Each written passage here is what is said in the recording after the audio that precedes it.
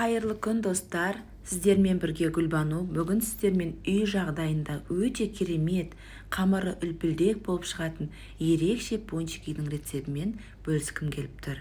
Каналымды қолдау мақсатында каналыма лайк басып, каналыма тіркеліп, қоңыраушаны басуды ұмытпаңыздар. Пончикимізге керекті заттар: тұз, қант, жұмыртқа, сонымен қатар дрож, менде сухой дрож, сонымен қатар сүт, ұн қажет болады. Міндетті түрде сүтіміз жылы болу қажет.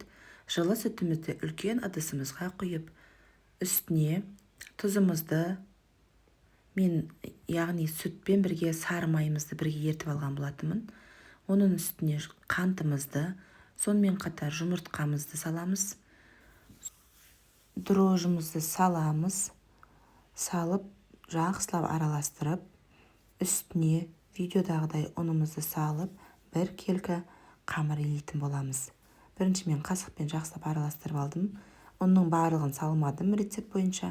Жаймендеп асықпай саламыз. Өйткені ұн әртүрлі болуы мүмкін. Кей жағдайда көбірек ұн кетеді, кей жағдайда ұнымыз артылып қалуы мүмкін. Видеодағыдай өте нәзік, жұмсақ қамыр пайда болады. Үстін пищевой пленкамен немесе мен сияқты пакетпен жауып, жылы жерге 45-1 сағат уақытқа қалдырып қоямыз. Менде шамамен 1 сағаттай тұрды. Осылай көтеріледі, әдемі болып, воздушный болып көтерілген соң тағы да үстінен жақсылап басып, видеодағыдай үстінен қайтадан пакетімізді жауып, тағы да 15-20 минутқа жылы жерге қойып қоямыз. Тағы да қойып қойған соң тағы да көтерілді. Енді пончикимізді жасауға кірісеміз. Мен қолымды майлап алдым алдын ала. Оның ештеме қолданбаймыз.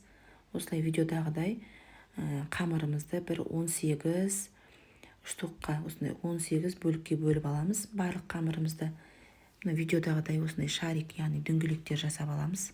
Барлығын дөңгелектер жасап алғаннан кейін видеодағыдай осындай ұзын жіпшеге келтіріп, осылай видеодағыдай әдемілеп орап шығатын боламыз.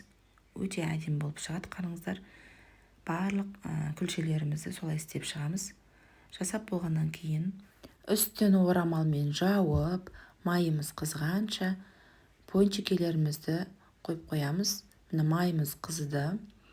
Барлық пончикелерімізді біртіндеп майда барлық жері қып-қызыл болып піскенше пісіріп алатын боламыз.